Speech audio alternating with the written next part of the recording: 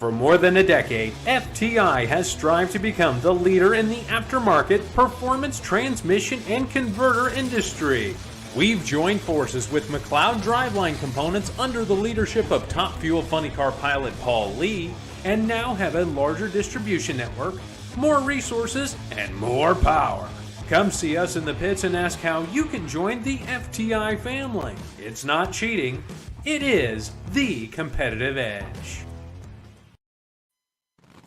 This is WFO Radio. Hey, everybody. WFO Radio back in the studio following the Dodge Power Brokers U.S. Nationals, the greatest event on an NHRA season. And this one might have been the best ever. It just might have been. We'd have to debate that for a long time, but wow, it was great. Hopefully you were out at the event or you enjoyed it on Fox or NHRA TV. As I did. Got back yesterday into the studio and just so excited to talk about Ron Capps finally breaking through. Shades of Dale Earnhardt in the 1998 Daytona 500. Ron Capps, the 2022 U.S. Nationals. No more questions for Ron Capps. No more questions. Why won't you be a champion? How come you haven't won? What's the story? What's holding you back? What's the reason? Is this the year? We'll never hear that again. He has won it. And he won the Pep Boys All-Star Call-Out. He doubled up. He made extra money. Huge day for Ron Capps. It was clearly not meant to be for Capps as a paid driver. But Ron Capps, the team owner, he wins the U.S. Nationals. First shot out, tremendous. Antron Brown, who's up on Capitol Hill today, won in Top Fuel. He told us just a couple of weeks ago, he said, Joe, we've got it figured out. We're coming. We got it. We had problems. We had all these issues. We had to sort them out. It took some time, but now we're good. And Antron Brown is a U.S. Nationals winner once again. In Pro Stock, Greg Anderson, 100th win, comes at the big go. That is storybook stuff. That's like when your 3,000th hit is a home run or something. Like, you just can't draw it up that way. It's just it's unbelievable. If you were to say that, to write that movie script, that Greg Anderson's 100th win was at the big go, the U.S. Nationals, except it happened that way. Amazing. Matt Smith gets the win in Pro Stock Motorcycle. You know, ho-hum, his second, Matt. Just amazing. Did the bike switch early in the weekend, plus all the other winners. I've got some interviews that I'm going to try to play on this show as we're getting everything ready to go. Reinhart is down there in the ready room. Yes, today is Wednesday, guys. We're doing the show on a Wednesday. If you're watching in the future, this is when we could do the show first available, because Monday is the race day and Tuesday is the travel day. So it pushes everything back. So I don't know if we're going to have our normal sized audience. We would encourage everybody to share the show, retweet, defeat that algorithm, baby. Push it out there so everybody following on YouTube and Facebook and everywhere that they watch the show can see it, and in the future as well. Big thanks to the people who make it possible for me to go WFO, like Total Seal Piston Rings, the leader in ring seal technology, TotalSeal.com. I think Reinhart is heading over to Total Seal tomorrow. We'll talk to him about that. We did the Trackside Tech Talks on Friday and Saturday. They were packed. They were loaded with racing personalities sitting in the audience. And I heard an interesting bit that I'm going to save till Friday. We're going to be doing a Total Seal live stream on the Total Seal Facebook page, YouTube channel, and all of those accounts. So go like them. But U.S. Nationals wins directly connected to Total Seal Tech Talk. Is that possible? Yes, it is. Go to TotalSeal.com. Check out all their information. And if you're building an engine or you're an engine builder, you should be using Total Seal by now with all this evidence that we have put forth. TotalSeal.com. Phillips Connect, Justin Ashley set the track record for a minute out there in speed. That car is fast. He got beat early by his teammate, like in the semifinals, did not make the final round, but Justin Ashley has got a hot rod that can win the championship right now. Phillips Connect out there on the property. They are now behind a new deal, the 300 mile per hour to the 8th Mile Club, which I'm pretty sure the first time that was discussed publicly anywhere in the world of drag racing, publicly within the media, was right here on WFO Radio with Jim Epler. That interview is in our archive. Phillips Connect 300 mile per hour club to the 8th mile. And in the first race, Brittany almost got it. It was like 0.3 of a mile an hour away, 299 and change.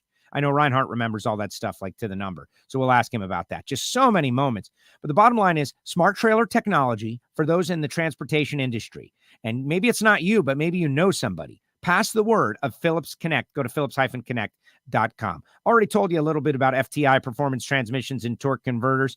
We'll have to I was making the joke about FTI versus the field in Super Comp, Super Gas, Super Street. I don't have that information right now, but we'll find out soon enough. Bottom line is FTI stickers all over race cars everywhere out there at the big go. Go to FTIperformance.com to find out more information. And then Bernie's Speed Shop, Bernie's.com. Josh Hart losing a squeaker to Brittany in the second round. What a race. That was amazing. But Bernie's started out going door to door, asking to detail people's cars. Like, hey, do you need your car detailed? Now they've got over $5 million in inventory, classic muscle cars, Ocala, Florida.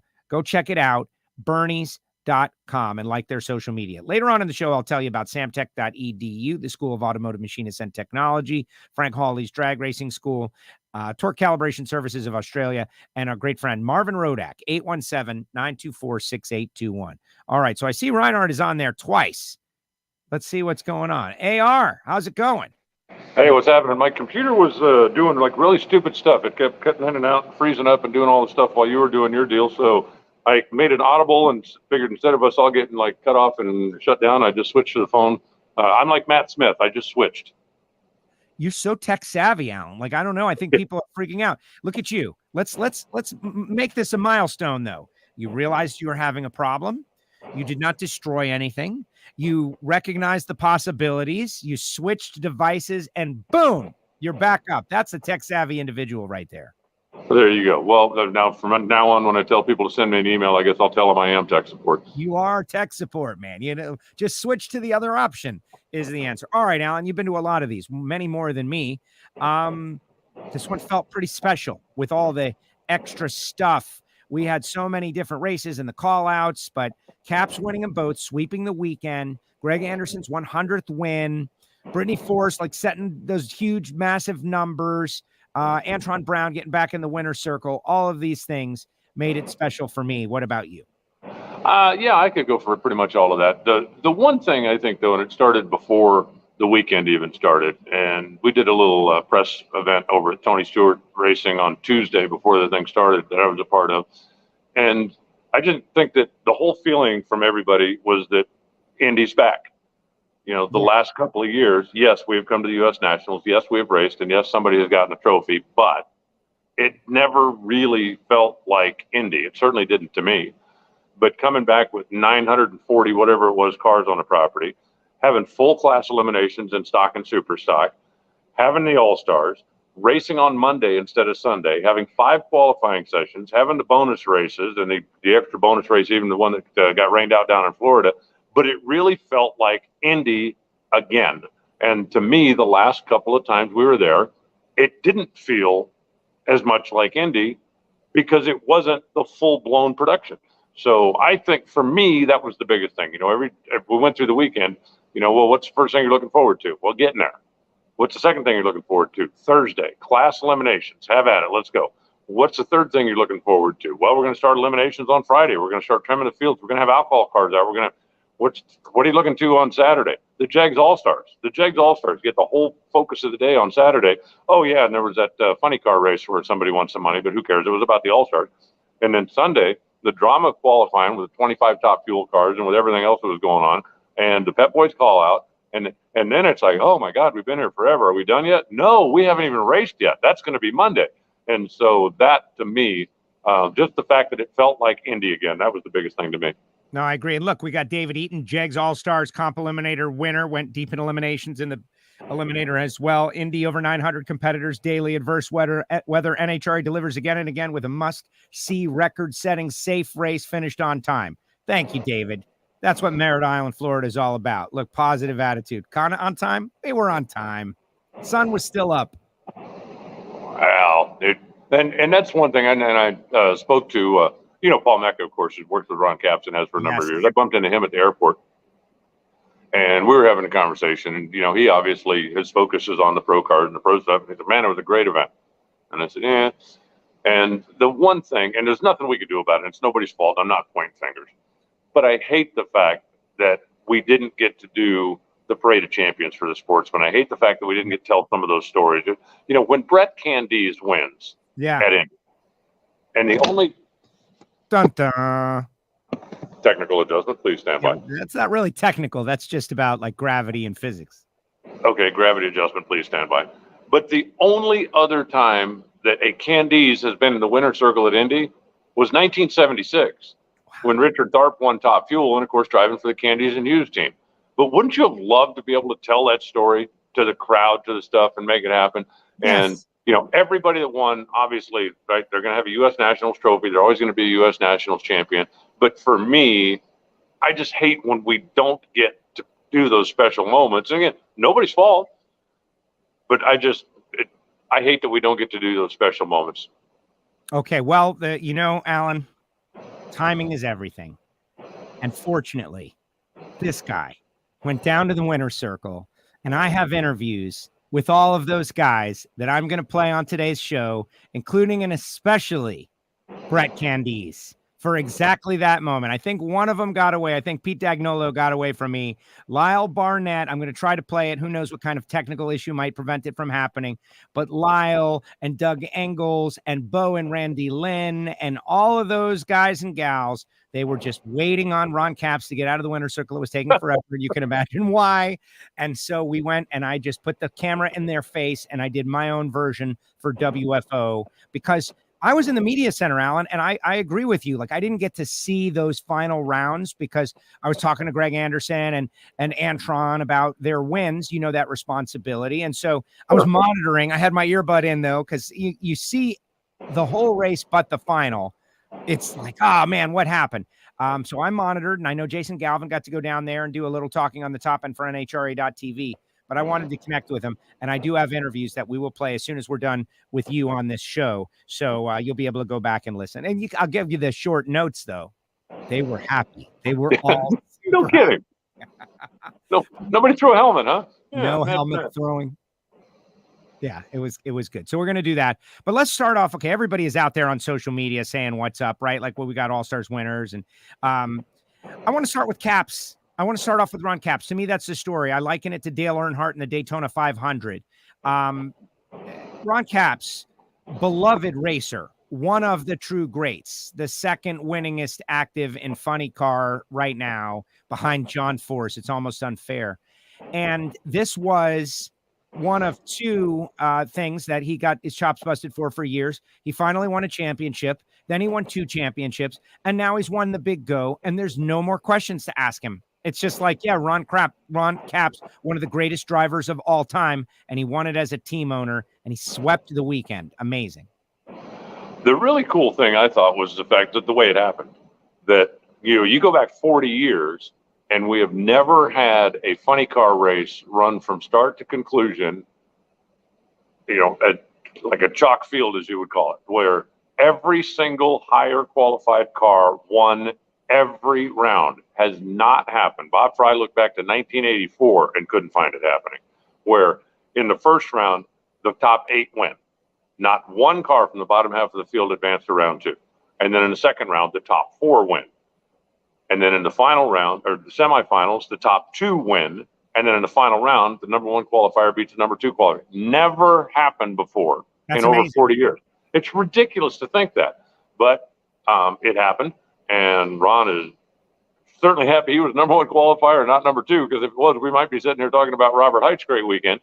But the racing all day long was spectacular. And I got an email from a guy that said, oh, well, 1-lane racetrack. And I went, really? Yeah, in the second round, the right lane run 3 out of 4.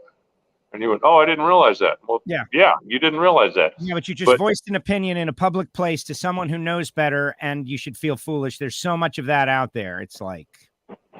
And, the lane of choice was left, absolutely. But if all of the higher qualified cars all take the same lane, the stat is going to be skewed. Well, the left lane had the most winners. Yeah, because all the faster cars went over there. But if you look at the performance of the day, tell me during that Matt Hagan, Ron Capps battle that Matt lost because he was in the bad lane, right? What was it, 0.006 of a second or something like that? Yeah. Brittany won in the right lane. Antron won in the right lane.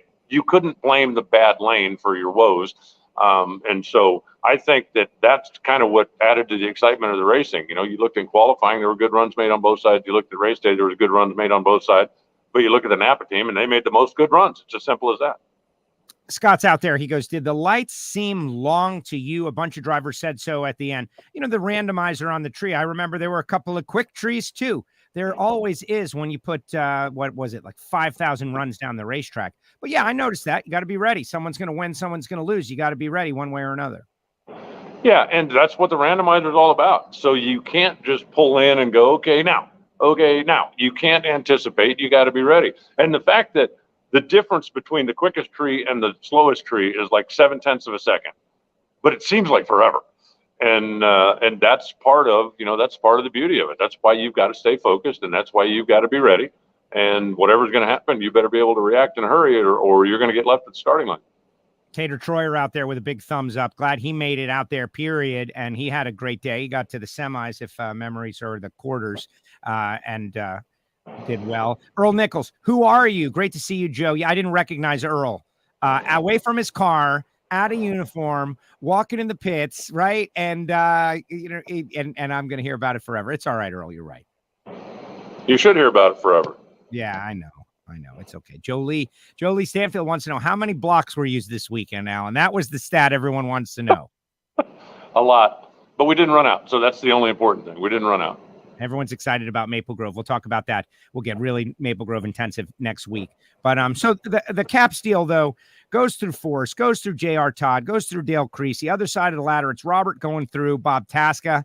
How about that Robert Height, Bob Tasca call out number one, and then beating him twice on the weekend? All of a sudden, it's like everything is scrambled. Like, who's the favorite, Alan, in the countdown? Like, I don't know. It's all been scrambled.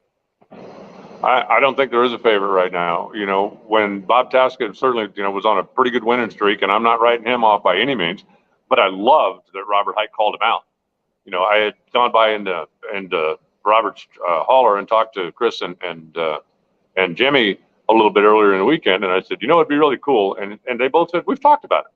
He said, I don't know 100% that that's what we're going to do, but he said, absolutely talked about it. Said, if we want to win, we're probably going to have to race him at some point. And why give him a couple shots at the racetrack to get dialed in even more than he already is? And why give him the potential of having lane choice? Because if we call him out, we have lane choice.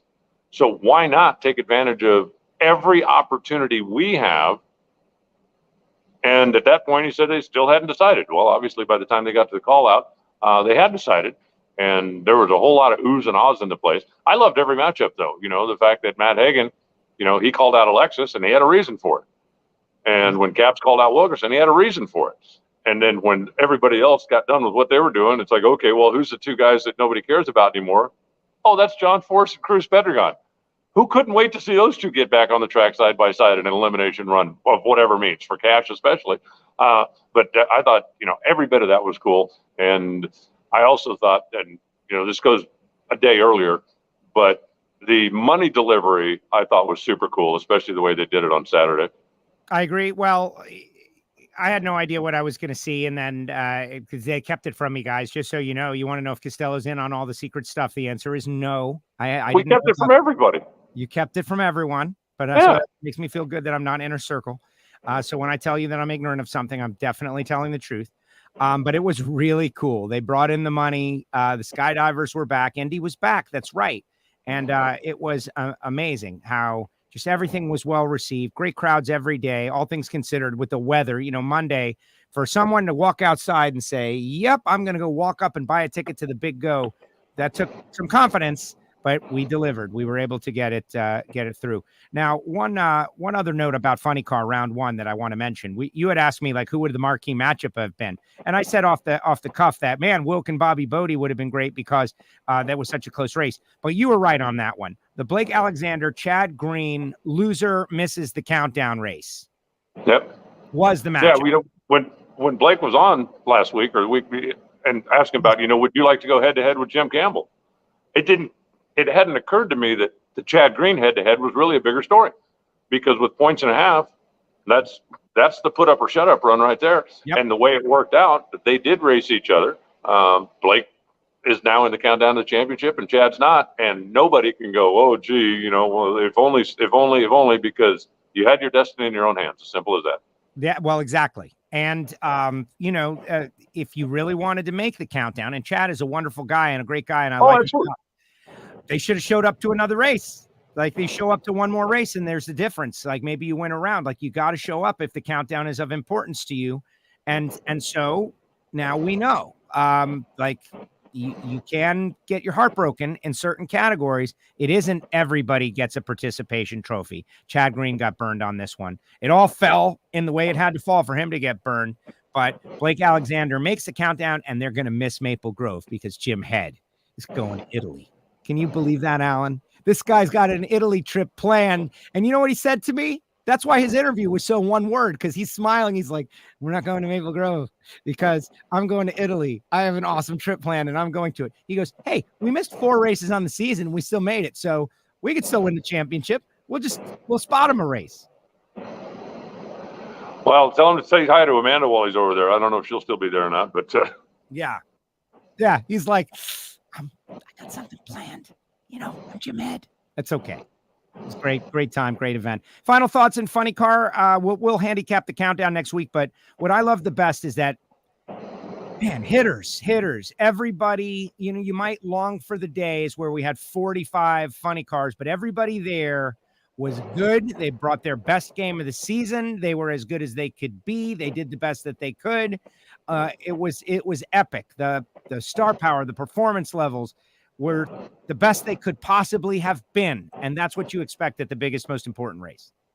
Yeah, it was just great competition all day long. And, even though you look at it and go, well, gee, the higher qualified car won every round. So how excited could it have been? But it was exciting racing all day long.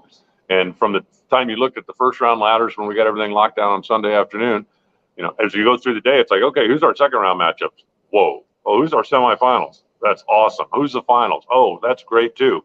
And it was a really good day. If you were a fan of funny cars and you didn't think that was a good day, then I don't know what you're looking for. Well, exactly. And so the points now, Robert Height leads by 20 over Ron Capps, hit by 30 over Hagan, and 10 points on back all the way to Jim Campbell, who is only 110 out of the lead. The reset has happened. And now, oh my gosh, what's this going to be? It's going to be insane because everyone's running so well. And we have 6 races to glory. I am just jazzed. We'll talk about that in the future. But like even this guy, Ricky's out there. Dale Creasy's got a hot rod that can beat you on any run if you slip up at all. Yep, he does. Yeah, amazing. All right, let's move over to Top Fuel. Antron Brown. Antron Brown's on Capitol Hill today, Alan. We don't ever talk politics here on WFO, but one thing we do talk about is cars, modifying cars, loving cars, how much we both believe that modifying cars has added to our lives personally, doing what we want, drive determination, American jobs, American manufacturing, thousands of things are related to our little car culture that we are involved in, not to mention hundreds of thousands of jobs all around this country. So Antron Brown is on Capitol Hill today preaching that song in what is hopefully and currently a bipartisan sponsored work together kind of bill. It's up on NHRA.com. People are going to be able to go back and watch. Let's make sure everybody knows about the RPM Act and what it is. Well, the RPM Act is quite simply national or federal legislation that will allow us to keep doing what we've done for all these years. And that's work on and modify your cars. I understand, the importance of maintaining emission standards. I understand, like the California Air Research Board and all the other stuff. I completely get it. But there are some things going through the works that if they passed would literally make it illegal to put a K&N filter in your car. Right. Illegal to put a cat back exhaust system in your car. Illegal to, and the RPM Act basically says you should still be allowed to modify your cars within reason, of course, keeping them emissions legal, keeping the safety stuff, and that you should be able to modify a street car and turn it into a race car, because part of this stuff, the legislation also going through would mean that if you have a 69 Camaro and you decide, I want to take that thing and turn it into a super gas car, there is some legislation in place that would make it illegal to do that. So the RPM Act certainly is simply saying, let's make an exemption for motorsports that, these are not, the irresponsible guys that are out there, hot rodding and running up and down and running people over. These are responsible people that are modifying their cars either as a hobby or as a business, and they are still keeping within the spirit of all of the laws intended, but they still should be able to modify their cars.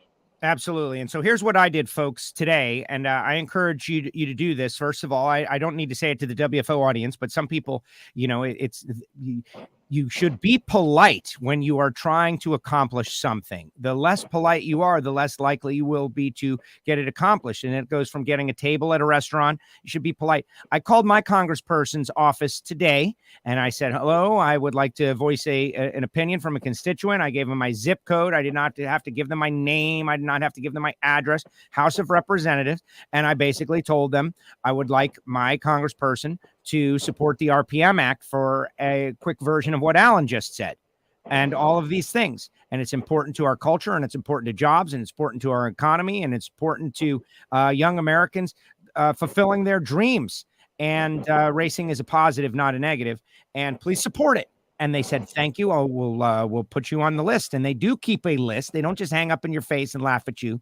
They keep a list of all the things all the topics that were brought up on that given day. And if on this given day, everybody that is listening to WFO or in the racing community called their congressperson and politely said, RPM Act, very important to me, please support it. That is democracy working. That's how your democracy works. And so please do it if you feel like it's important to you.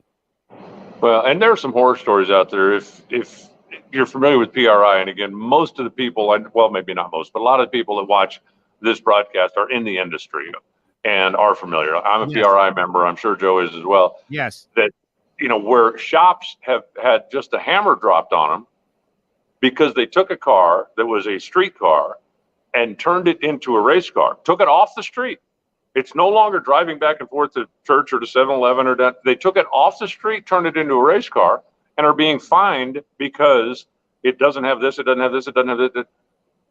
But it's a race car. Yeah. And that's part of what the RPM Act is all about. It's like, if I'm driving a car on the street, it absolutely needs to pass inspection. It absolutely needs to pass emissions. It absolutely needs to have all of the controls on it that are required.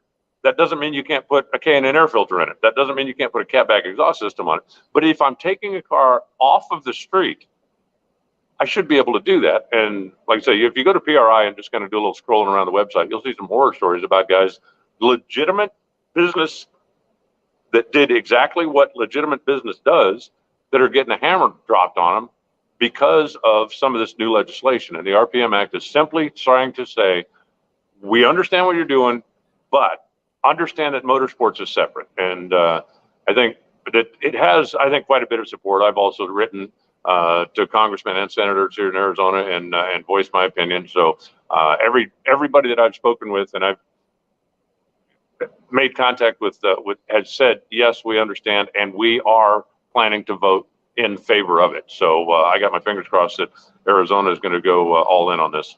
Well, that's great. That's great. And this guy says, when I wrote my congresswoman, she basically said, screw you. See, that's a characterization that is not productive. You can't expect people, what is our greatest challenge in drag racing? Awareness. People don't know how amazing and wonderful our sport is and all the fantastic reasons beyond it. We have a tough time just getting people to come to the track one time. So someone that grows up away from modifying cars, their chances of understanding all the positives that are associated with it that outweigh the negatives by a million times. We just have to educate. This is an educational moment, not a divisive yell and characterize like, screw you. You took it that way. Who knows what it was? You'd have to send me the letter or the response. And it doesn't even matter. Get on the phone and call again and say, hello, politely, this is what I think. I'd like you to support it. And if X amount of people support it, they're going to do it because that's what democracy is. Let's not get into a side argument about you and your congressperson. Just get on the phone and do it. But anyway, Antron Brown is there today. He's doing it it was 10 o'clock in the morning. It was on NHRA.com. People are going to be able to go back and see the views. And this guy, Antron, wow, Alan, he said he was coming, that they were sorting out all their issues. They were number 6 qualifier, took down Trip Tatum, took down Steve Torrence again, took down Justin Ashley, and in the final round took down Brittany.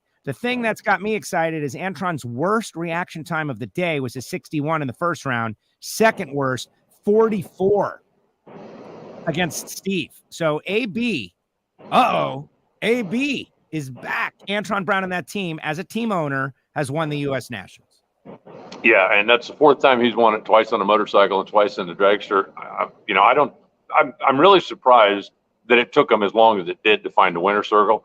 But once they realized, okay, yeah, now I remember how to get there, it didn't take them long. I was also a little bit surprised that Brittany's car fell off like it did in the final round, because she looked like a runaway train. I wasn't sure going through even earlier in the weekend, I wasn't sure that there was anybody that had a car that could run with her.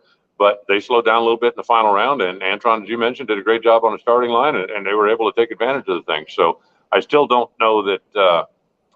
I still think I would probably, if I had to pick a favorite in Top Fuel going into the countdown, I think I'm still leaning a little bit towards Brittany. But there's certainly, the gap has closed a little bit, but I still believe she's got the best car out there right now.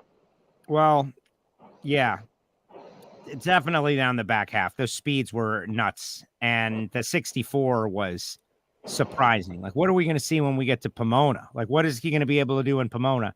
And I mentioned a while ago 59.9 to float it out there into the ether. Like, someone could run like Grubnick.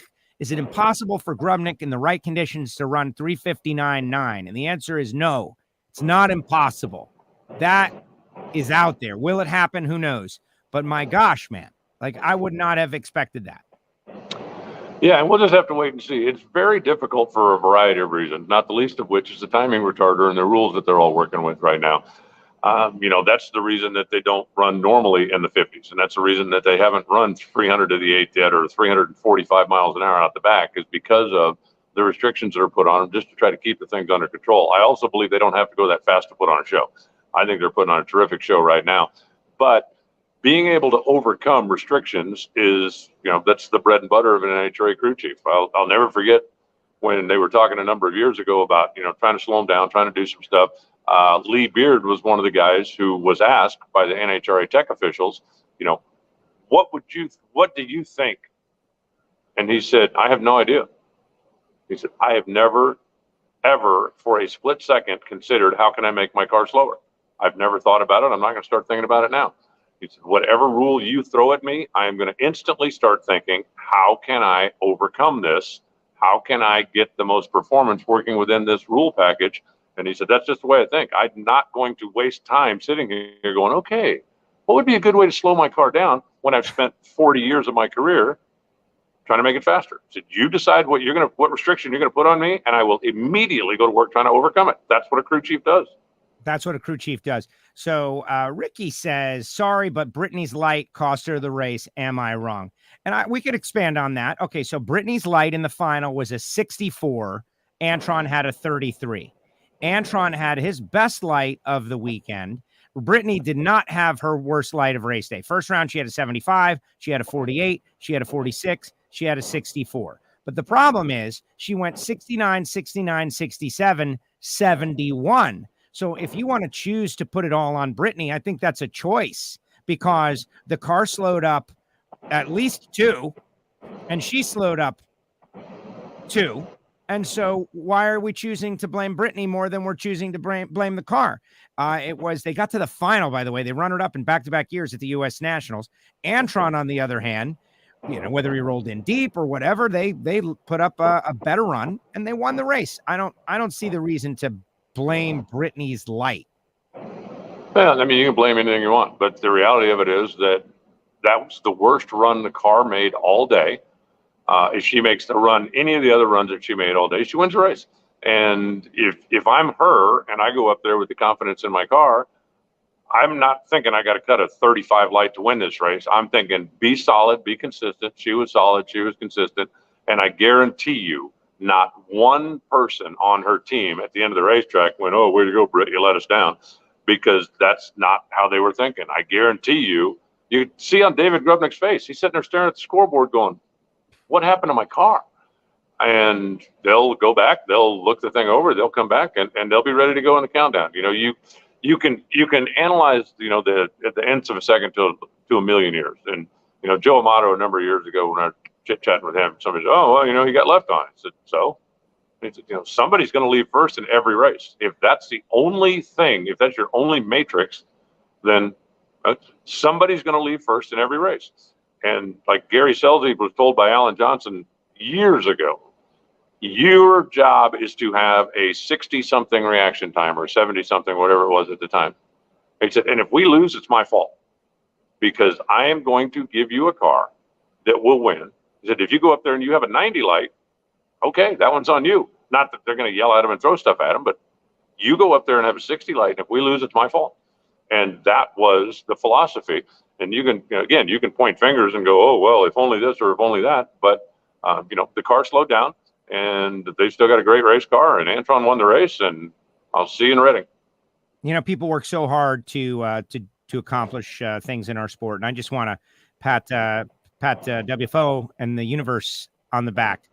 In the audience right now, watching Alan Reinhart, the voice of the NHRA, and we've been doing this show for over 15 years and getting back on the air. We've got U.S. Nationals winner Sean Bellemere. What a weekend. Yeah, Sean Bellemere. He's also a world champion. How do so many stories and memories get stuffed into 5 days? And that's the thing. We had David Eaton out there. We got Bellemere out there. Like these guys, like this is part of the WFO universe. So if you're a first-time watcher, viewer, checking out the show for the very first time, sometime in the future, click subscribe and become part of the WFO universe because it's just so amazing. Like what a weekend they had. Yeah, not bad. The converter cars look like obviously he's tough on you. What's that? You're tough on. Oh, come on.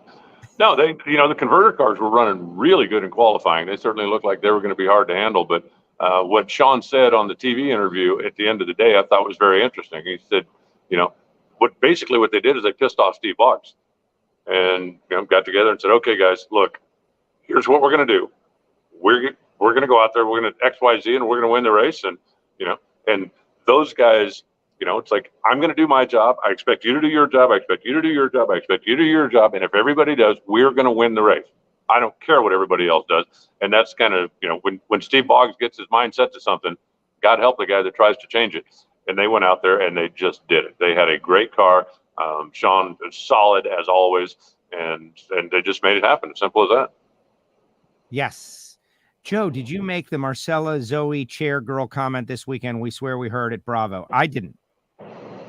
I don't think I did. That's not in my wheelhouse. I don't know. All right, let's move over to Pro Stock. Greg Anderson, 100 wins. The NHRA tech department who carries around that 100 wins thing are the happiest people in the world. They don't have to carry it around anymore. No more milestone checks. But how about Greg? GA gets the job done. He was so happy, as you saw him, but even in the media center. And all of a sudden, that gap that we talked about, I feel like it's closed. Like all the KB cars were fast. Kramer's fast. Hartford's fast. Dallas Glenn goes to the final round. One slight negative that was being bantered about. Some people saying because Dallas went red, Greg is going to have to deal with people suggesting that it was a dive job. 2 thou red light dive job. Dallas is good, but he's not that good. Yeah, Mr. Anybody that's doubting that has a clutch car, go up there and go 2 thou red for me, would you? I'd like to see it. He's 005 the round before, if I'm not mistaken, to beat Erica. He's known for being very quick on the tree, and he goes up there against Greg. Like I said on the microphone, I said, surely there's going to be people out there that figure, okay, well, here goes Dallas with a snorkel. Do you know how much Jim and the Rad Torques guys pay for Dallas to drive that car? And do you know how much they would pay if Dallas called them and said, hey, just so you know, I'm going to throw the biggest race of the year. Yeah, give it away. You're not going to get on television. You're not going to get the exposure. You're not going to get the potential cover of National Dragster. You're not going to get but I'm going to do this for my buddy Greg. Is that okay with you? No. And Jim Provost to go, hey, kid, yeah, it's been nice. And, cancel the credit card payment. Those guys wanted it as bad as Greg. Greg's got 6 or 7 Indy trophies. I counted and I don't remember now. Yeah, now it's 7. You had 6. This is 7. And Dallas doesn't have any. So no, anybody that thinks that was a dive job, that was Dallas going after somebody with a quicker car, like he did the round before, and missing by 0.02 of a second. Yeah, and folks, like, just believe it. I know the conspiracy minded. Yeah, but no. Sometimes the simplest explanation is it. And the guy was going for it, and he went red 2,000. And that's that. And he was disappointed. Go ask Dallas. He didn't give it away. He's disappointed. And Greg Anderson won his 100th. He won the U.S. Nationals. Mr. H, calling. Apparently, Tony Stewart is the one who heard from Rick Hendrick, called Rick. He's like, hey, your boy won. And Rick's like, which one? And just great stories all around. Well, it's funny that those two, if Tony was the first one to call Rick, that's really funny, because when Matt Hagan won in Gainesville, within 10 minutes after Matt Hagan won, Tony Stewart got a text from Rick Hendrick that said, hey, congratulations on the win today. And Tony's looking at his phone going, hey, that's cool. Mr. H is, paying attention to my drag race thing. He said it was 2 hours later when somebody called him and told him, oh, by the way, Chase Briscoe won. And he goes, oh, maybe that's what Rick was talking about, because he would have been in Vegas watching the NASCAR race.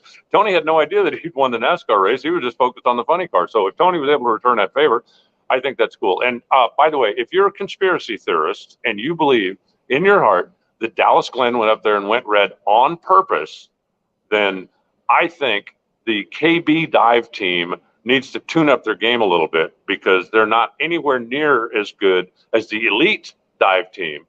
I mean, Erica making it look good out there in Seattle. Now that's making it look good, right? Because it's obvious. Erica went in the tank just because the Jegs guys needed to get a win and, to make the sponsor happy and do all that. And those guys, they know how to put on a pair of flippers and make it look good, let me tell you. Yeah. Yeah. So someone asks, Terry Sutton out there was helping Larry Morgan this weekend. Great to see Larry out there. He's got some good things coming. Michael Heiner out there. The celebrity audience continues to grow, Alan. We got Michael Heiner, but they had a fast car. That's the thing. Yes, they did. That was so impressive, is nobody was out to lunch, right? All the hitters showed up and they got their stuff right and they were quick and fast. And then the races were settled by other things. Hartford, I felt bad for him. He went red, right? Just tough stuff. But when it came to going down the racetrack, it seemed like everybody was where they wanted to be or close. Well, there's 5 qualifying sessions at Indy, and it's the only place that we do that. And the weather was very consistent throughout the course of the weekend. If you've got big swings from one day to the next day, the temperature moves 15 degrees, or the humidity moves 12%, or the water grains move 40, and you're constantly making big adjustments to adjust for the things that are changing, you're not going to get quite as dialed in as if you have 4 runs, and I'm taking away Friday night because it was a little bit cooler out there, but if you have 4 runs where the track temperature, I don't think, varied 15 degrees or 12 degrees for the most part. The air temperature was very close. The standard correction all weekend long was between 106 and 107.5. So you've got the same power, you've got the same track, you've got the same, and you're able to really get them dialed in. And that's the kind of thing that makes the pro stock field as tight as it was. Yeah, amazing. So someone had to ask a little bit earlier. Let me see what you think. Does this cement Greg as the pro stock GOAT? 100 wins, championships, 7 Indy wins. The only other discussions are Bob Glidden, who has 10, and Warren Johnson, who I think also has 7.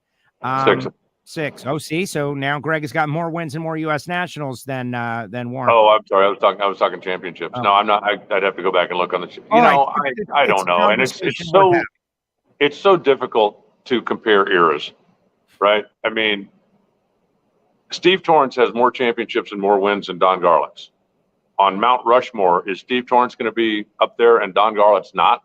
No, because you can't compare eras. If Bob Glidden raced in an era where there were 22 races a year, where when Greg was the dominant car out there, he was winning 12 or 15 races a year for 3 or 4 or 5 years in a row. If Bob Glidden had raced in that era, he would have 150 wins. And it's just very difficult to compare eras. I think that they are both, very deserving champions. I think that they both are, so focused and so. They're the same personality. They're the same. And you put Warren in the same thing. He wakes up in the morning and somebody says, what do you want for breakfast? How can I make my car faster? And that's all they're focused on. And I think that, he certainly is part of that discussion, but to put him above the others, I think it would be a great discussion. I think it would be a great argument.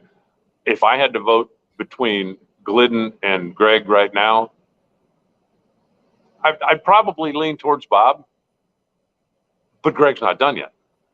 So by the time Greg is finished, maybe that'll turn the other way. But it's just difficult. That's like saying, Jimmy Johnson a better champion than Richard Petty. Yeah. It's just, there's so much more that goes into it other than just, how many wins, how many days at the racetrack. And you've got to look at, the era, the competition, the equipment, and everything that goes into it. I certainly think, Greg is one of the greatest ever. And we will be talking about Greg Anderson in Pro Stock 100 years from now, if we're still racing Pro Stock 100 years from now.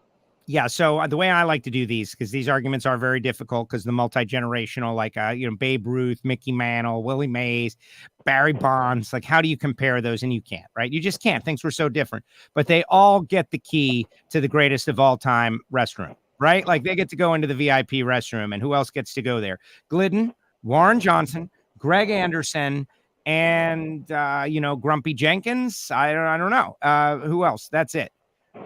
It's tough. It's very, very difficult. He's definitely, and he's still active. And like you said, what if he wins the title this year? Oh gosh, another championship like that would, and his helping others, now mentoring the young and bringing along a team and being a horsepower provider for others, something that those other guys didn't do. That definitely adds to it as well. Any final thoughts on Pro Stock? There were just so many races. We could really talk about every race. I liked seeing Erica and Camry battle. Camry shocked Aaron Stanfield. I think that was a stunner for a lot of people, for Aaron Stanfield to lose on a whole shot like that. Just so many great events, races, top to bottom, throughout the factory hot rods. And now we get to do it all again, because we have got the championship starting next race. Yeah. Dear weather gods, give us Maple Grove Pro Stock Disneyland, please, and thank you. Sincerely, me. Right. CC Joe Castello. Because, and this race wasn't even supposed to happen, Maple Grove. It's because of Kid Chaos. It's like, hey, man, we're Pro Stockers. We bought the track. We got to have Pro Stock at our track. And I agree, rightfully so. It makes perfect sense that we should have Pro Stock at Maple Grove. The point standings going into the countdown. Erica is the leader by 20 over Aaron, by 30 over Greg, 40 over Kyle, 10-point increments on back. Dallas Glenn, Troy Coughlin Jr., Mason McGahey, Camry Caruso, Matt Hartford, Fernando Quadra Jr., Bo Butner, Derek Kramer, Christian Quadra, Fernando Quadra Sr., and Mace and Chris McGahey. You got a 15-card championship countdown. Chris McGahey would have to do something spectacular, but he's technically in the mix. I was a little surprised that they struggled as much as they did over the weekend. I went by and talked to them early in the weekend, and they were feeling pretty confident. They went and tested, made a number of runs. Both cars felt like they had at least conquered some of the demons that had been holding them back, and they were kind of expecting a breakout weekend. To tell you the truth, I kind of thought they would run a little bit better than they did as well. There's something over there, and I'm not sure what it is, but there's something over there they just don't seem to quite have their thumb on. And when they figure it out, I think they're going to jump up and surprise some people. And for the conspiracy theorists, Dallas's lights 16, 27, 005 against Erica, 002 red against Greg. But here's why: Greg Anderson's lights 15, 57, 19. So Dallas knew that on this given day, Greg was hitting the tree pretty well, and he couldn't give away much, because if Greg goes 20, he's going to be in trouble, even if he's perfect. Well, like I say, anybody up there that thinks that was a tank job, go get yourself a Pro Stock car and go cut a 002 light with it. Yeah, negative. That's really the answer. That's really what to do. Erica says it all the time. Come on out. Come out, come race, come be a part of this. Pro Stock Motorcycle. Matt Smith gets his second win, but I think the story of Pro Stock Motorcycle was the crazy first round upsets, right? Both the Vance and Hines bikes out early. Angel just had what for her has to be, a genuine nightmare. She's going to wake up in a cold sweat thinking about that for a long time, maybe always. But on the other side of it, Rat Tornow getting a win at the Big Go. He had a 16 tree. Joey Gladstone going out first round. That was kind of shocking. Angie gets to the second round, comes up short against Steve. Karen and Steve. Karen advances. Matt gets through Jerry Savoy. Matt gets through Hector Jr. Matt gets through Scotty Polachek. Gianna Evaristo had, I think, her best riding weekend that I'd seen. Like, wow, smooth, going down the track, cutting lights, great stuff. But in the end, Matt Smith, this guy's the gamer, and he gets it done. Yeah, it was a wild first round. And, we talked to Angel at the top end of the racetrack after that, and she took 100% credit. She said, I need to be better than this. I'm looking at the thing. The light came on. My hand didn't move. Me. And she said, I'm going into the countdown pissed. So I think that's a good attitude. I think, hey, I screwed up. Now let me make up for it. Give me a chance to make up for it and get out of the way. And she's going to try to start doing that when we get into the countdown. But yeah, that was pretty wide open. I was really surprised that Joey Gladstone backed up a little bit on performance, from the dominant bike that he had out in Topeka, coming in here and qualifying in the middle of the field. And I talked to the guys on Saturday night or Sunday night, and they said, no, we found it. It was an electrical thing. We are fixed. Don't worry about us. We're going to be fine tomorrow. And then they weren't. So I would imagine that there's going to be some pretty extensive field stripping of the bike and or testing somewhere before they fire off the countdown to the championship to try to get that bike back to where it was. It was crazy for Matt. He makes one run on the Suzuki on Friday and then just pulled the Buell out. It's like, you know what? I feel like this is the better horse. I feel like this is a big deal. There's no reason to waste time. I want to make the runs on the Buell, get comfortable going into race day. And that's exactly what he did. Karen also had a pretty good bike out there. I think that, I think it's going to be fun watching them go down the stretch, because the parity right now looks pretty close. And, I get an email from somebody that says, it's not fair that Matt's doing this. Why not? And it's like, well, because everybody else can't. Well, I do believe the Vance and Hines guys still have motorcycles back in the shop. If they really wanted to, they could certainly do that. Yeah. And, Corey Reed got a Buell or two in his stable that I believe that they still have. If he really wanted to, they could do that.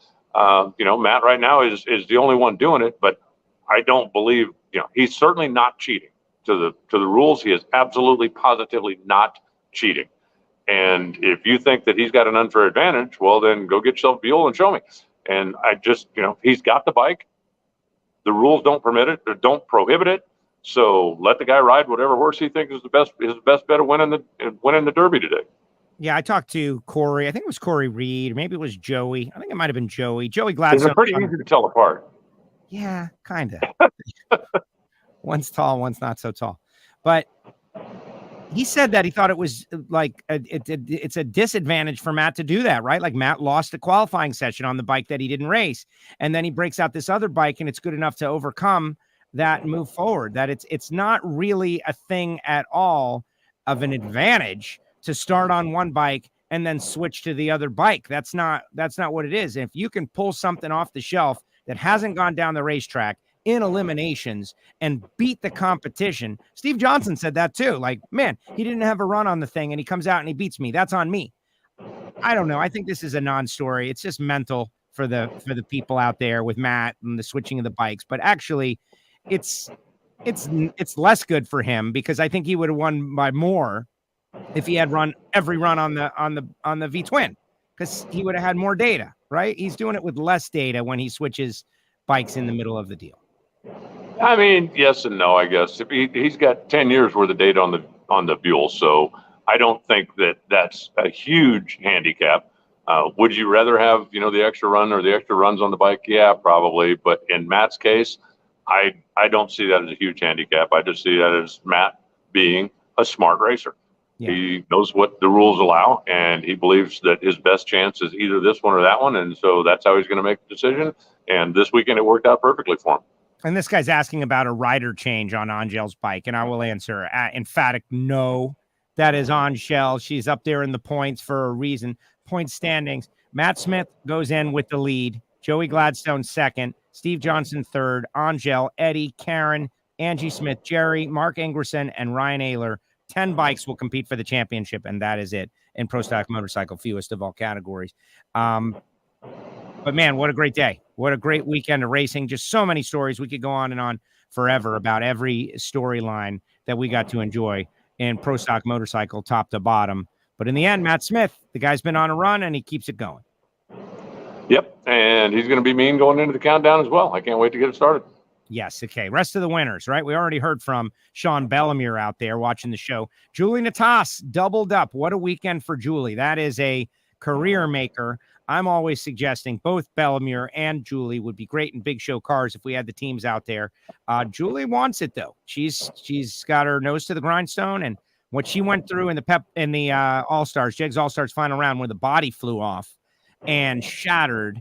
And then Megan Meyer had to drive through the night to bring the new body here so that she could go out there. Like, that's an indie story if I ever heard of one. And if the schedule had not been changed for Saturday morning or Friday morning, Sunday, whatever morning it was, they wouldn't have raced. Right. It's, I spoke to Randi. That would have been Sunday morning, right? I spoke to Randi, and he said, "Oh yeah," he said, "we were originally scheduled to run it. I believe it's 9:30 or 10 o'clock, and NHRA made the change based on the weather forecast to try to get the first round of the call-out race in and get the Camping World Series on the track earlier in the morning, and that pushed the alcohol cars back." And Randi told me flat out, he goes, "If they had not done that, we wouldn't have had a body to put on the car. We wouldn't have been able to race round one." So, sometimes the racing gods kind of line up on your side. The spectacular run of the thing, like blowing the thing up, blowing the parts off and throwing them at Joey and having them bounce all over the racetrack, was spectacular video. But then to be able to get back in the car and just regain your composure, get right back on the horse, as it were, and then go back and win the U.S. Nationals is pretty impressive. Yeah, very, very impressive. Pro Modified, Lyle Barnett. I got to hang with Lyle after this thing was all over. We've got an interview with Lyle that I'm going to try to play here in a little bit. But I think this guy is a great personality for our sport. He and Stevie and JR and all these guys, like, they've got this great relationship that hopefully people get to see. The turbo car, Left for Dead, nobody wanted to run the combination. They brought it out last year, and they show that it can work. And not only can it work, but he won the U.S. Nationals. Had an 11 reaction time in the final round. Thorn goes red, as he has been known to do, because he's 00 all the time. I wonder, did Chris Thorn throw the U.S. National final to Lyle Barnett? He did go 007 red, guys. Dallas was closer. How about that? We need to put that nonsense to bed right now. But Lyle gets through Eric Diller, gets through J.R. Gray, gets through Ace and Mike Castellana. Just amazing. And Justin Elks and all those guys over there, what a huge win for those guys. The crazy thing about it was you're going red to a car that didn't go down a racetrack half the time. I mean, that thing was, it was definitely on the edge. When it went, it was fast. But there was a couple of them that didn't go. The red light comes on in one lane, and he was headed for the center line. Both of those runs, any green light, a 350 green light would have won the race. But you don't know that going up, so you got to go up there and push it. And I chatted with him just very briefly after the race, and he's like, "Hey, you can't win one of these without a little bit of luck. Today, maybe we got more than a little bit of luck, but it doesn't matter. We still won the race." And he's obviously very excited about it. That was a kind of a day saver, I think, maybe for Elite Motorsports. Absolutely. And I don't know who this is, right? It's Pro Mod, but yeah. And drove it back. And I just watched the video that Courtney posted, and it's on Lyle's social if you guys want to go check it out. But, everybody knows Erica's drive that bitch back thing that she's got. Well, it expanded a little bit. But, Alan, it's a 5-second car driving back to the pits. It's a turbo car. You could drive that thing on race week. Well, maybe. You could drive, put a radiator in it. You could drive that thing on hot rod drag. It's a turbo car, Joe. Turbo cars are easy. Yeah, they're easy. Right. They're easy. I don't know. My layman's brain says a 5-second car that just won the U.S. Nationals shouldn't be driving back to the pits with a passenger. And yet it was. Amazing. And yet, if they said, "Hey, Joe, you want to jump in the passenger seat and shoot video?" You'd go, "No, I don't think so. That's 5-second car. But I'll help push." I never said that. Say. I would jump right in it. It was awesome. Just amazing. How packed were the stands? Okay, over the whole event, I would say, like, I would call it a very successful event. Friday night, much more than normal. Saturday, great day. Sunday, okay. And Monday, the weather obviously kept everyone away, but compare it to we got rained out, which was the probability with those clouds in the sky all day long. I'd say it was a really good crowd. I would call it thumbs up, definite pass. Well, I didn't see the NHRA financial people at the end of the day, like, staring down at their feet and kicking rocks. So I think that that pretty much tells the story. I think what you said is spot on. Sunday or Monday at Indy historically has been a lighter day because a number of people come, the casual fans especially, they'll come out. And if you come out Thursday, Friday, Saturday, Sunday, a number of casual fans will get their fill. And then Monday is your holiday, whether you go barbecue or you go to the water or you go spend by the pool or you travel home so you can get back to work Tuesday morning. So Monday historically is a lighter attended day during the 5-day events. And then I think you pile the weather forecast on top of that. I'm not 100% sure if I had been just a ticket buying Joe Q public, if I got up Monday morning, because I got up and looked at my app on the phone and looked out the window and went, all right, well, take some extra snacks in the cooler because it's going to be a long day. And I'm not 100% sure I would have gone out and bought a ticket looking at that.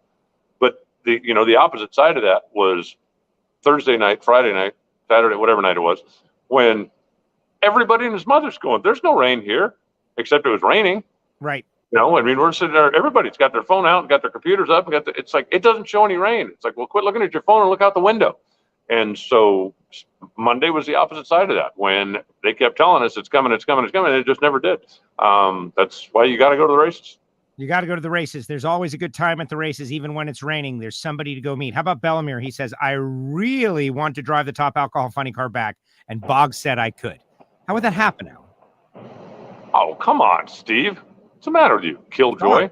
Sean. Oh, that's Bellamere saying that. Oh, Boggs? Yeah. Why? Boggs said he could. Oh, well, what's the problem? I don't know. How do we do it? We got to hook up the starter down there. Well, that'd be easy enough. Just idle through the pits?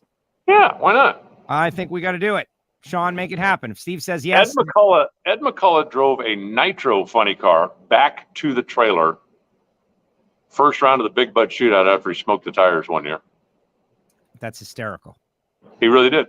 He took the short turn off the one right past the scoreboard and idled back down the return road and idled back through the staging lanes and idled all the way back and pulled it under the awning and pulled the fuel shut off. Sean, I think we need to evolve this idea. This is definitely something that people are interested in. But don't ask permission, ask forgiveness. Yes. Well, if Boggs says yes, then we're going to, right. Let's just not discuss it anymore. And when it happens, we'll all be very surprised. Oh my gosh, that's amazing. I never knew about any of that. All right. What else? Doug Engels, comp eliminator. You're going to hear from him in a little bit. Super excited. And an extra pile of cash from Roger Brogdon on top of that too. $10,000. I should have asked him for money. Like, hey, can I borrow 50? Pete Dagnolo and Super Stock. Didn't get to hear from Pete, unfortunately. Brett Candies, I got an interview with him, stock eliminator. And that stat is pretty crazy. Him and Oswald, the Candies family, and Mark Oswald together in the winner's circle. But what'd you say, 78? When 76. They won? 76. 76, I believe. And the boys were super excited. Austin Williams wins Indy with that beautiful dragster. You're going to hear from Austin in a little bit. And for Austin and Bo and Randy Lynn to share Super Comp, Super Gas at the U.S. Nationals. They're great friends. They help each other. They travel over the road, etc. I think that's pretty tremendous that actually happened. Super Street, Douglas Wood, that very cool Cutlass, Vince Hoda, Top Sportsman, Rusty Baxter. And Austin gave me this one. There's only been 4 U.S. Nationals winner in Top Dragster, and Rusty Baxter is 50% of them, which is pretty cool. Yeah, he won the first one. He won the most recent. And I really didn't think he had a chance. I didn't think he had a shot. In the semifinals, he rolled up there and looked for all the world to me like he was playing possum. And the guy he was racing went red. He never left the starting line, didn't rev the thing up, didn't it? Yeah. And I thought, well, congratulations, right? You pulled it off. At least now you're runner-up instead of, semifinal loser. And then when they came up in the final and did the full-length big burnout, I'm going, okay, maybe they fixed it. But I still wasn't 100% sure it was going to leave the starting line when the time came. But when the time came, it left the starting line and did just fine. Thank you. Amazing. Well, that's part of the savvy of racing. Like, you try to bait your opponent into going red, and he did, and he got the round win, and that's it. Lyle Barnett, we talked about. Jay Turner, Top Fuel Harley, David Barton in Factory Showdown. That was big.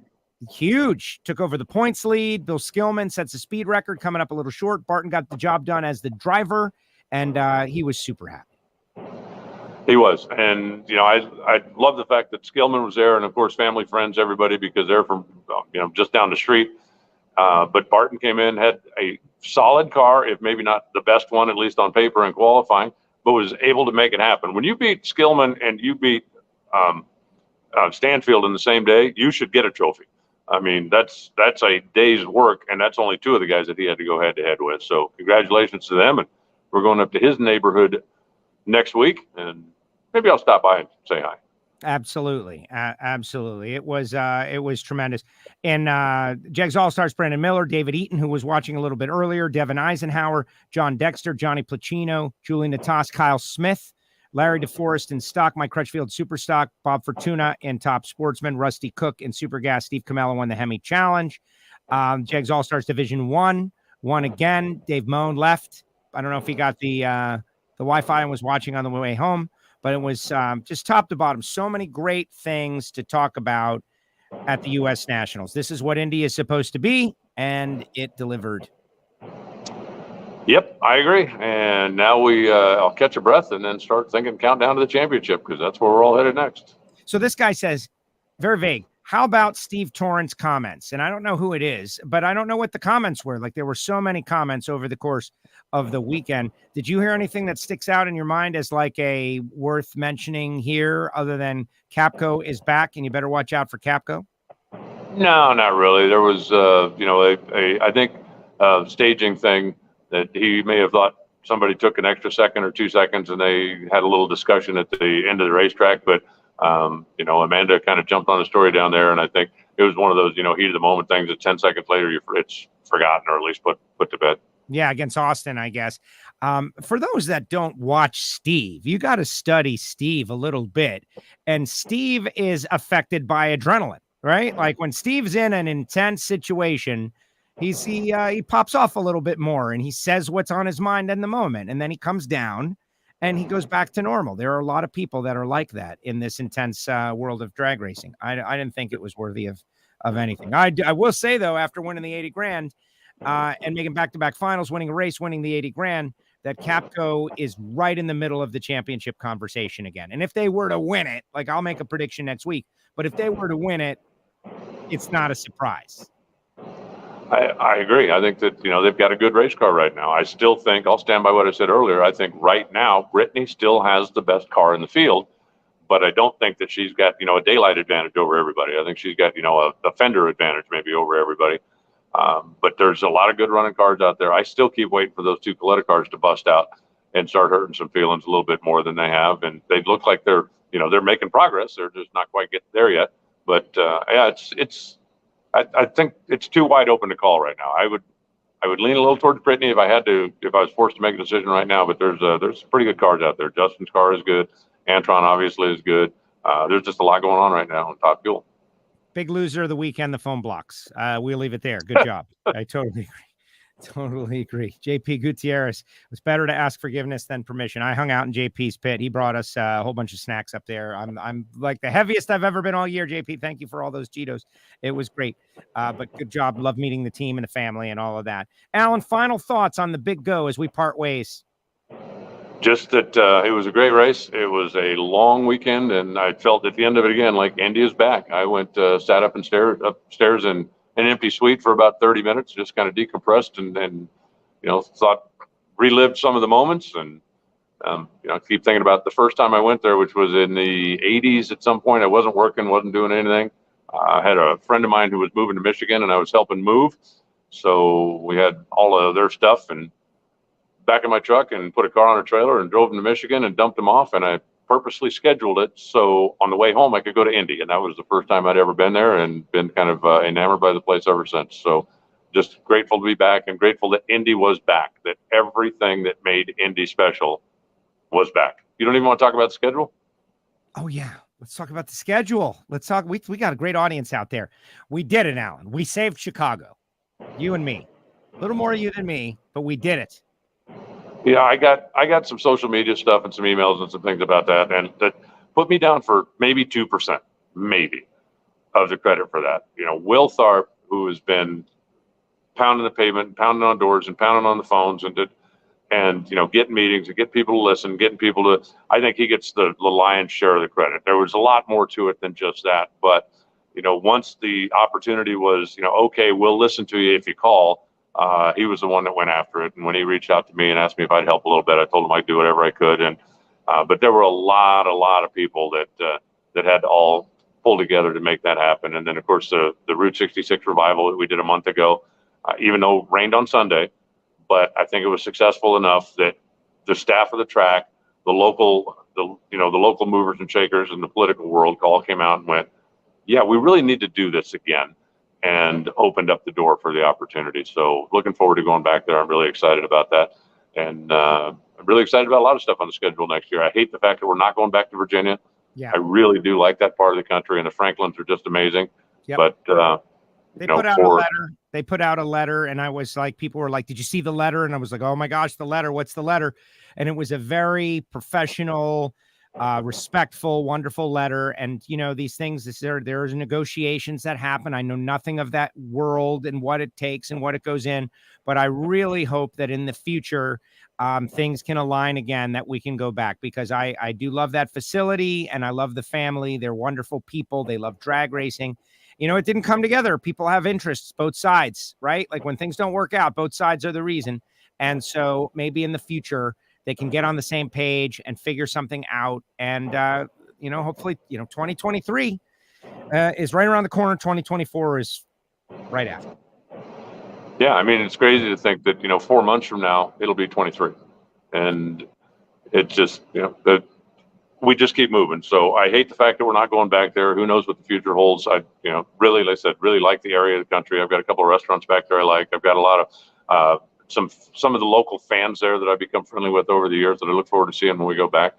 But we got 21 races to get locked and loaded and ready to go for. And we're not going to start until March, which means I'll probably buy even more stupid stuff that I don't need, because that's what I do when I sit around and I'm bored. But it's out now. People can start making plans now and start figuring out where and when and why and how. No Houston on the schedule. So all that, the people like maybe, no, it's not on the schedule. Going to Seattle before Sonoma on the Western swing, to me. All right. So I looked at the schedule, and everybody should think about it. I like the schedule a lot, generally, like the spacing and the timing and the way it all works, 21 races. But I love that Western swing change. Go Denver, Seattle, Sonoma, as opposed to vice versa. My take is big positive move. But what about you? What do you think?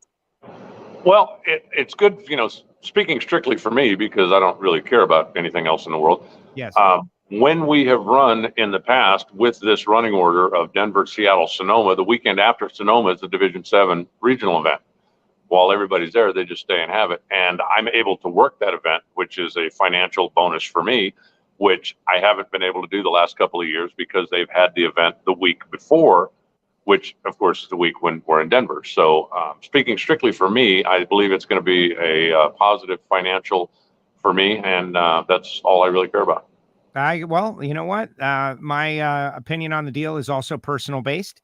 I love the idea of going from Denver to Seattle and then finishing up at Sonoma, which is a track that has like loaded with amenities and the local community. There's restaurants everywhere and it's wine country. And there's this feeling of being, I don't want to say feeling of being on vacation, but it's definitely like a vacation area. And to end there, the third race is always the toughest race, right? So let's not have the toughest race at the toughest track. Let's have the toughest race at a track that's in a beautiful vineyard, right? And then maybe I stay a day or two and go do a wine tour and not have to worry about flying back immediately. I like that too. So all kinds of stuff. Great job with the schedule. It's all happening for the NHRA. I can't wait. Yep, looking forward to it. We got to wrap this one up first, and then we can really start focusing on next year.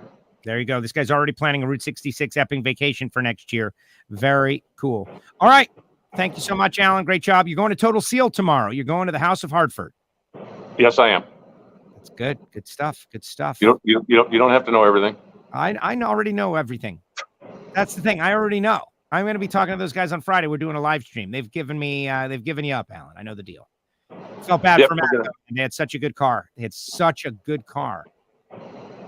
Well, hopefully you can capitalize on that in the countdown to the championship. But yeah, I'm actually going up to Phoenix tonight. I'm gonna make the drive up tonight instead of tomorrow morning. So, but looking forward to going and not just hanging out, but we're gonna take you hardcore fans inside and show you some of the stuff that they do and how they do and why they do, and do a couple of videos that you'll be seeing at some point in the not too distant future on NHRA.com or on their Facebook page. So if you are a hardcore tech kind of guy, keep your eyes peeled, and I guarantee you'll learn something. You will.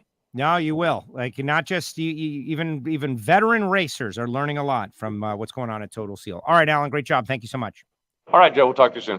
Here he goes, the voice of the NHRA, Alan Reinhart, joins us each week right here on WFO. All right, everybody, those winner's circle interviews, we're going to try to make those happen seconds from now. And I'm noticing the numbers, and they're going up, they're going down, they're going up, they're going down. You guys are trying to defeat the algorithm, which is great. Thank you for that. Share and like and click the bell and all of those different things for WFO Radio. So many wonderful people this past week. They came to me and they said things that are just humbling to the core. Like, man, they love the show and they love what we do and they watch during the week. So many people came up to me and said they love the stuff we do for NHRA. And like, this guy liked what we did with Herb McCandless. We did an Attention in the Pits with Herb, all kinds of good stuff. And then I would ask people like, hey, do you listen to the podcast? And they'd say, what podcast? They don't know about WFO yet. And that's the thing. We've got a lot of potential growth out there, a lot of potential growth to a lot of race fans that love it, that they're digital. It's just that the algorithms don't let them see stuff. It's just tough. So please share the show, retweet the show, and especially now, because we're going to try to hear from some winners. Now, let me tell you about, because what I did after it was all over, totally exhausted. It's over. Went down to the winner's circle, and there's all the winners, and they're all waiting for caps to get out of the winner's circle, right? And it's like, now's the time to bring the audience behind the scenes. And so that's what we're going to try to check out here in a second. But first, I got to tell you about the people who make it possible, like FTI Performance Transmissions and Torque Converters, FTIperformance.com. Whether you want a shift kit for your street car, whether you've got a Pro Mod car, they've got an automatic transmission upgrade that can help you. Top to bottom, 890, 990, 1090 index cars, FTI, Transmissions and Torque Converters, big money bracket racing weekend warriors. Go to their website, check them out. I think their resume speaks for itself. FTI Performance Transmissions and Torque Converters. Also, Phillips Connect, smart trailer technology for the transportation industry. Not only where is the load and where is it on the road, but is everything safe? Is it loaded? Is it not loaded? Temperatures, tire temperatures, wheel hub temperatures, just endless opportunity to keep track of your trailers. So if you're in the transportation industry, localized or nationalized, if you are a giant like a Walmart or an Amazon, you really need this kind of stuff with all the trailers you've got going over the road. Phillips-Connect.com. And now they support that 300 mile per hour club to the 8th mile. And it almost happened this past week. $30,000 Phillips is putting up for the first to 300 miles per hour at the 8th mile. And everybody needs to know it. I panicked a little bit because we hadn't talked about it enough just yet. And Brittany goes 299.6 or 0.7. And we got to make sure everybody knows about the Phillips 300 mile per hour club. So let's do that. Total Seal piston rings. Reinhardt's going over there. And yeah, these tech talks, the information to see people who are veteran racers sitting in an audience, sitting in a row of chairs, learning about, VPK or RVK and all of these different numbers, which are vital to performance. Because in the end, it's about the oil, about how much and where. And the technology in this arena has advanced dramatically in the last 10 years. And so Total Seal is sharing that knowledge. They're just putting it out there on their Facebook page and Instagram accounts and Twitter accounts. Reinhardt's going to go do some videos. And we're going to be doing a live stream on Friday, 12 noon. Lake Speed Jr., Keith Jones from Total Seal. So I would love all of the WFO universe to go check that one out on Friday, totalseal.com. Really appreciate them. Bernie Speed Shop. Josh Hart had a good car. Came up short in a very tight race. Bernie's.com. Go to their social media. Twitter, Instagram, Facebook, Bernie's.com. You can find it all. And you'll see their 100,000 square feet of space. And they're doing all the same things they did from jump. But they also have a giant inventory. So if you're looking to purchase a classic car, a muscle car, if you're looking to sell yours through consignment, contact Josh at Bernie's Speed Shop. And they are helping so many racers out there. And they're now helping WFO continue to exist and dominate the world. Samtech.edu, the School of Automotive Machinists and Technology. We always say start your education at full speed. Connor Statler, Samtech grad, gets hooked up with Stanfield. Now he's driving a showdown car. Now, I'm not saying that is going to happen with you, but Samtech is a great outlet for people who are real go-getters, who want that education and want the connections that come with it. To be able to say with pride, I'm a Samtech grad. They're approved to train veterans under the GI Bill Go to samtech.edu. Don't worry, guys. We got the interviews coming in a second. We have sponsors on WFO. We have sponsors. But they're all fun. Like Frank Hawley's drag racing school, where you can drive a dragster. The Dragster Adventure is just $399. It makes a great gift. Frank goes around the country with this program. And so you don't have to go to him necessarily. He might just come to you. And you get to make a half-track pass, 2 full-track passes, maybe even set up a race. And you provide nothing, just yourself. And he takes care of everything and teaches you along the way. Amazing. FrankHawley.com. And then there's Marvin Rodak, 817-924-6821. Hot sauces, spice rubs, grills, tools, tips, information down there in Fort Worth, Texas, where I will be spending the week of the Stampede of Speed, getting there on the 8th and staying the entire week as the voice of the Stampede of Speed leading up to the AAA Fall Nationals or the Fall Nationals at Texas Motorplex. So I'm definitely going to make a stop at Rodak's, 817-924-6821. Coffee, hot sauce, spice rub. Get some. Torque Calibration Services of Australia on board for our U.S. Nationals coverage. He was down there to be on our ignition show last night, hanging out at the Bathurst 1000 track, right? He was out there on one of the corners ready, and then I canceled the show. I was like, dude, I just got in. So maybe we'll do it tonight. But Matt Clark from Torque Calibration Services, go to torquecalibrationservices.com.au, the largest in the Australia Pacific region. Privateers out there helping earth moving, land moving, racing. They do it all. Keeping your torque wrenches calibrated properly is very important. What if you're under torqued? That could come from the wrench. And then finally, the Patreons. Patreon's got a little something earlier today. The Patreon meetup. It went kind of poorly. But Justin Ashley was awesome. And for the people that did show up, we had a rain delay and we were pushed back several hours and we had all kinds of problems and issues. And we met up at Justin Ashley's pit area and Justin hung out and gave insight to our listeners that were there, Santino and Caleb and Brian and the people that kept passing by. It was really amazing. But Justin Ashley hung out with all of them and it was great. And that was like being a Patreon to WFO. We'll meet up over there at the Phillips Connect trailer. And honestly, it was pretty special. It was great. If you'd like to join our VIP listener club, yeah, it does cost a little bit of money, but we make it very flexible for you. If you really want to see this show grow and advance, the Patreon listener club is a huge, huge part of it. So thank you. Go to patreon.com/WFO radio. All right. I'm hoping people will share the show. I'm hoping that all these files work too. It is the internet. And anything can happen. But I want to start off with Lyle Barnett. Because Lyle has become, he was a stranger to me. I know he was well known to so many people with his, small tire racing and all the great success that he's had. But I just met him through his time at the NHRA, and now we've been able to hang out a lot. And I admire him so much for what he has done with a negative situation, being burned in a fire and taking that and going out to the most basic of sportsman racers and telling them safety is number one, paramount. And two, his willingness to have fun at the expense of his competitor in a respectful way that they understand is fun and loving too. And talk trash right in their face and go out there and do it and win. And this guy has now won the U.S. Nationals. Pretty amazing. Let's see if we can catch up with Lyle Barnett in the winner's circle following the win of his career, the U.S. Nationals. Lyle Barnett. Okay, our Pro Mod winner. Look at that. Pro Mod Wally winner. Pro Mod winner. We're coming up. Oh, baby, let's go. WFO, Lyle. You just won the big go. I did. You won a lot of stuff. I've won a lot of stuff. So what do you think about this one? This is the biggest one, man. It's what everybody dreams of doing. You take Ron Capps for an example. Yep. 30 years he's been racing here, and he just won his first, and we did it in our second.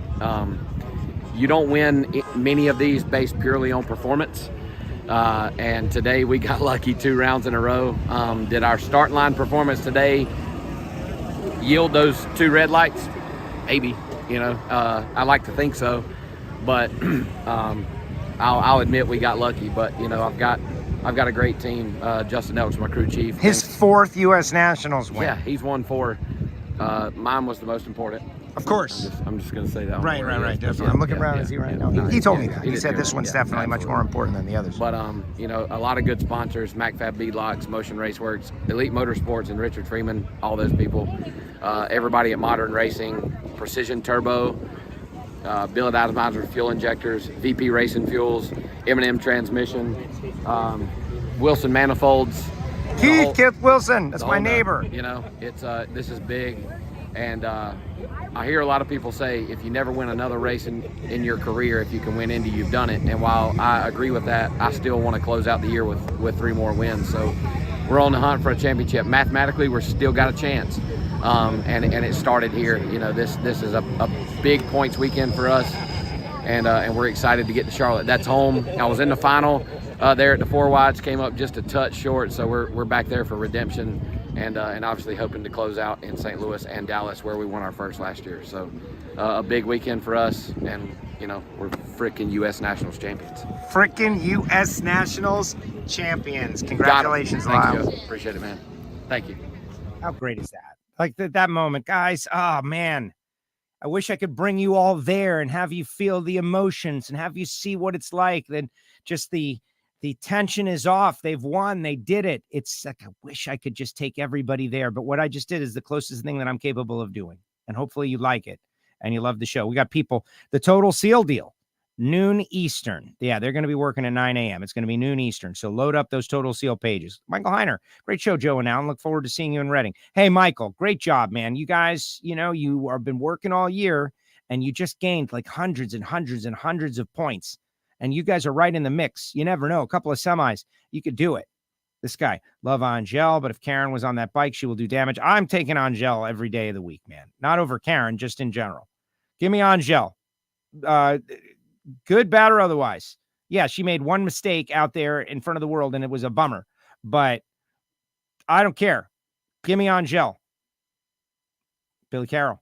Saw several posts, but it was really clear about Super Gas, Super Comp in the barn. Was there anything to that? There was.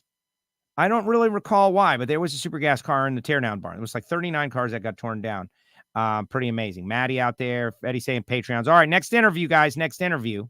Now that I feel like we're pretty good and they're working. Let's get rid of Lyle. Yeah, this is it. I produce everything myself. There's nobody else here, man. The great and powerful Oz is me. How about this one? As I walk into the winner's circle, and then I'll get back on. Caps, Guido, all those guys, Antron, they're celebrating. This is me. This is where my journey started. I want to get Lyle first, so it was kind of out of order. But coming out of the tower, going over to the winner's circle just to say goodbye to everybody. Like, I feel like when you go through Indy, you've gone through something together. Like all of the people that were there, the 900 competitors, you are changed after it. You've done something that changes you as a person, not dramatically, but like it's an experience.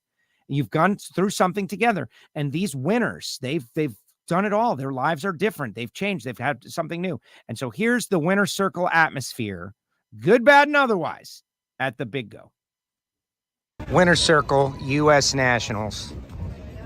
WFO, let's see what we got. Oh, look at this. Dean Antonelli, you won. How does this feel? Like the other 3 times. Oh my gosh, some trash talk right there. In the winner's circle, like the other 3. This one's a little different because of this. I've never doubled up. Boom. First time. Well, I doubled up with Austin and Bernie. First time on my own. Congratulations. Thank you. Way to go. It's all about the guys. And there they are. They're celebrating. What kind of celebration is this goes on with this? Do they get to go on the boat? So they're preaching for the boat. They will only hold 10. I think we get 15 on it. We're going to try. All right. Be safe. Be safe. Be safe. Thank you. Congratulations, Dean Antonelli. All right. Look at this.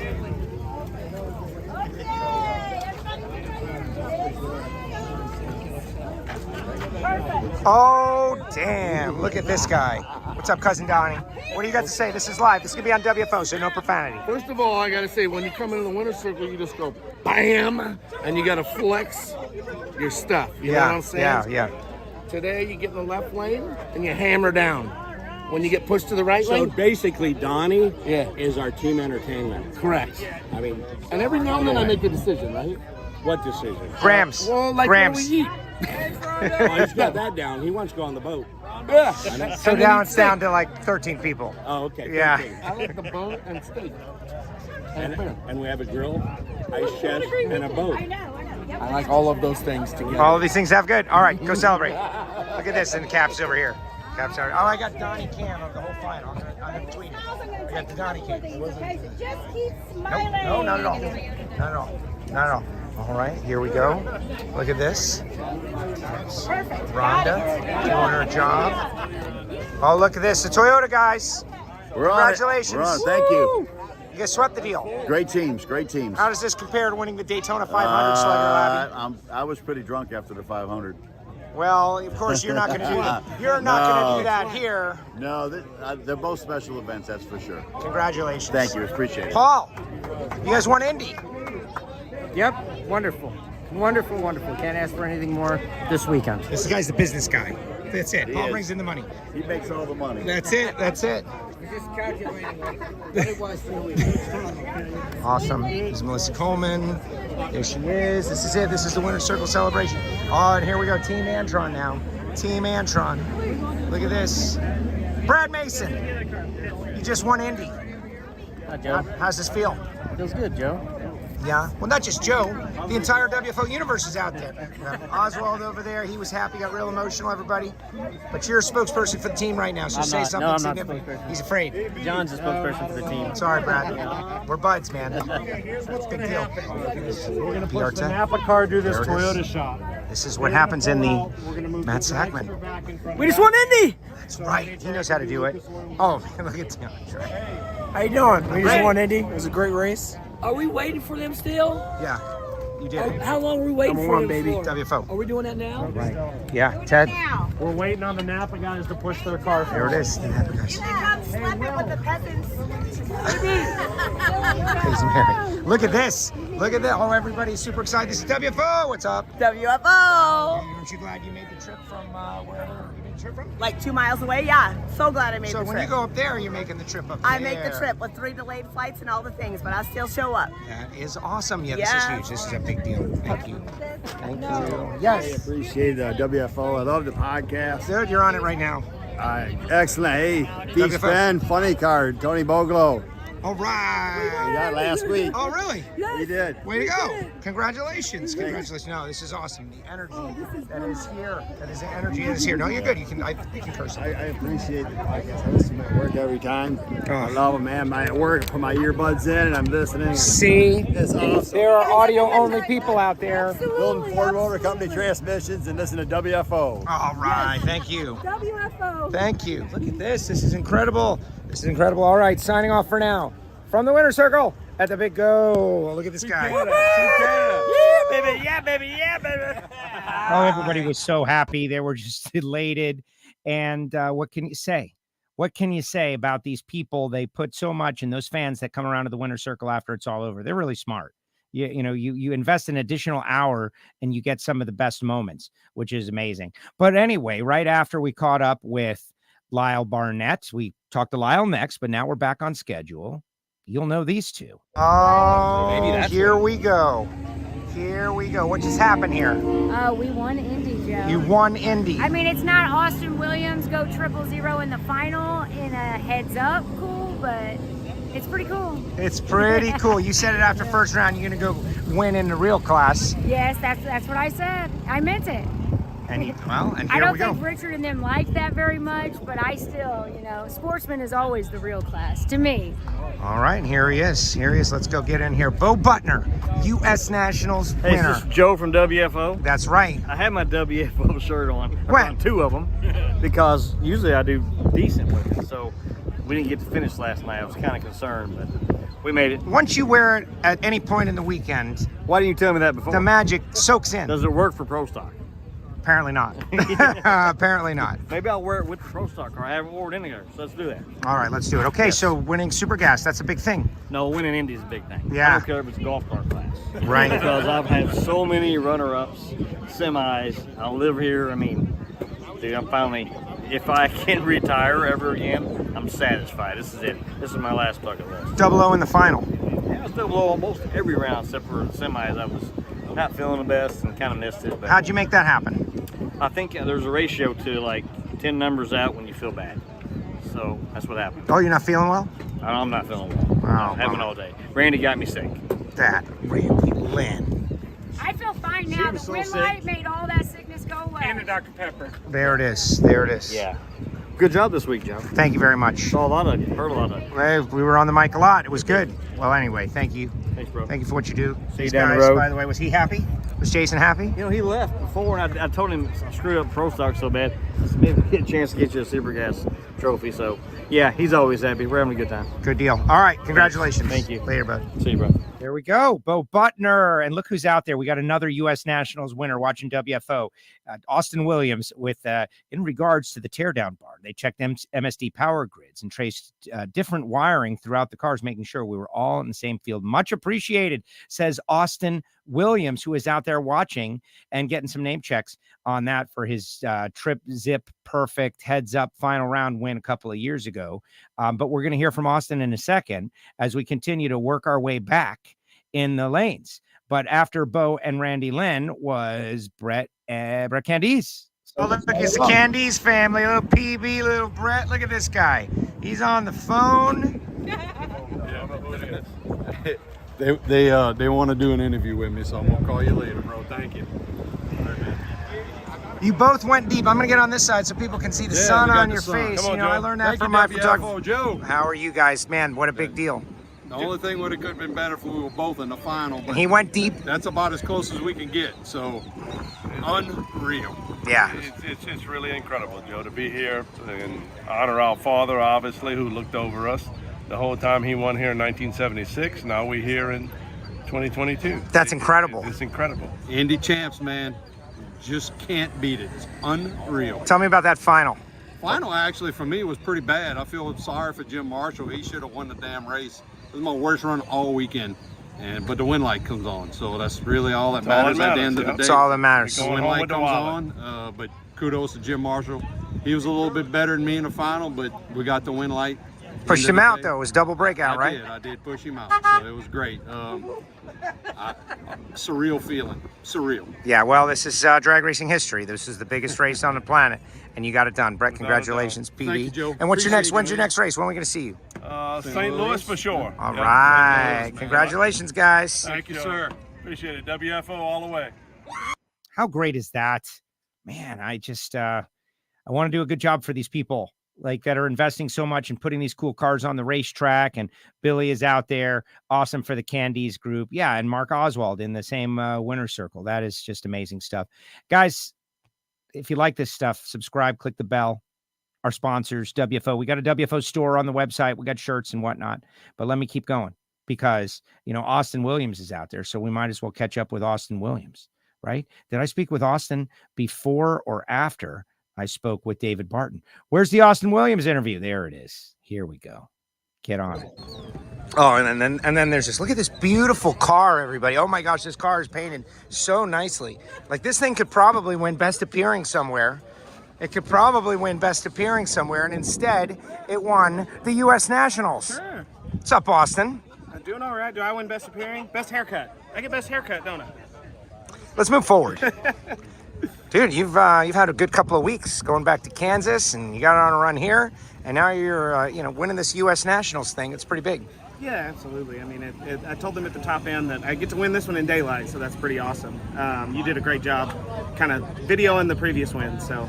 The heads up, trip zip, yeah. Final round in stock, yeah. Which I just reshared that out the other day. I'm sure that one never gets old with Randy Lynn's commentary and Lewis Bloom. But this is in your other category, so now you've won Indy in two different categories. Sure, yeah. It's not quite as sweet as that Indy because it's going to be hard to top a heads up final like that. But it's a very close second. Tell me about the final. I didn't see it. The final, I was 13, he was 002. I didn't really know that when we left, of course. And I don't know, I just was running down through there and I didn't think I could get around him and get above the index. So I stopped pretty hard to 891. He went 889. So I stopped, looked for the wind light. Fortunately, it came on and celebration ensued from there. Yeah, what does that sound like? You know, you're in your helmet, you win a lot. So is it muted or do you go crazy or what happens? A lot of times it's muted, but at Indy, you kind of let the emotions out and celebrate. All right, I'm going like to do an advertisement for you right now for everybody that's watching WFO.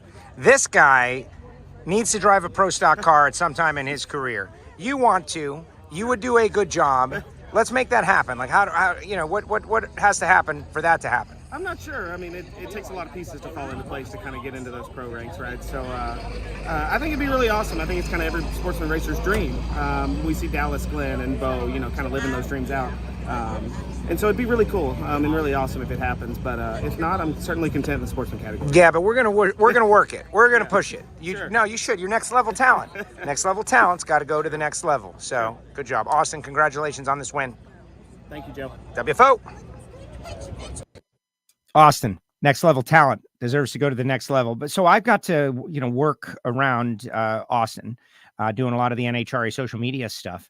And it's very obvious that he's got that next level eye, the next level talent. Forget the on track results. You can just see it, like the way the brain is working. He's a mechanical engineer, the way the brain is working.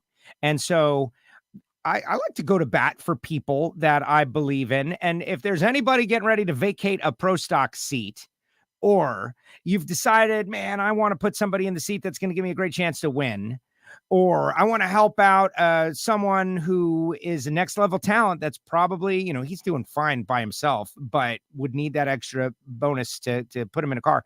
Austin Williams would win races in pro stock. He would be like Dallas Glenn. It would be like that, where you get in there and have success. Like that's what Austin Williams will be if he gets the opportunity to get into a pro stock car.